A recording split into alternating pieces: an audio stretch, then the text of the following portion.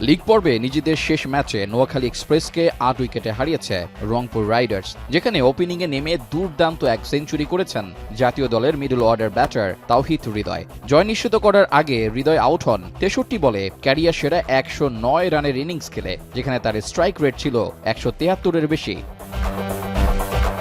ওপেনিংয়ে আস্থাভাজন হয়ে উঠছেন হৃদয়। সবশেষ ৪ ম্যাচেই রংপুরের হয়ে ইনিংস সূচনা করেছেন। প্রথম ম্যাচেই খেলেছেন ৯৭ রানের অনবদ্য ইনিংস। পরের ম্যাচে রান না পেলেও তৃতীয় ম্যাচে 50-র পর এবার হাঁকালেন সেঞ্চুরিও।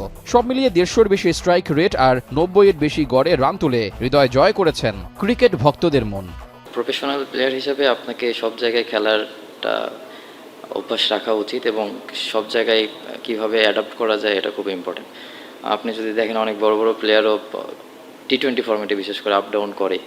তো আমি টিম থেকে যখন আমাকে এই অপরচুনিটি দিয়েছে, আমাকে যখন বলেছে, আমি বলেছি যে আমার কোনো প্রবলেম নেই, কারণ আমি নিজে থেকেও মেন্টালি রেডি থাকি যে আমাকে যখন যেখানে নামাবে আমি ট্রাই করবো টিমকে এভাবে কন্ট্রিবিউট করার জন্য। অথচ স্বভাবজাত ৪ নম্বরে ব্যাট করে ব্যর্থ হয়েছেন জাতীয় দলের এই মিডল অর্ডার ব্যাটার। ২ ম্যাচে একবার রানের খাতাই খুলতে পারেননি। আসর শুরু করেছিলেন ৩ নম্বর পজিশনে, সেখানেও ব্যাট হাতে নামের প্রতি সুবিচার করতে পারেননি। একটা 50 পেলেও ধারাবাহিকতার দেখা মেলেনি।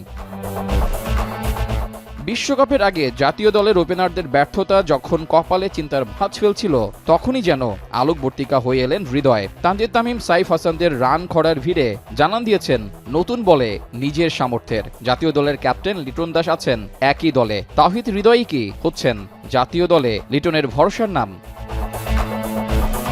রেজাউল করিম, এখন।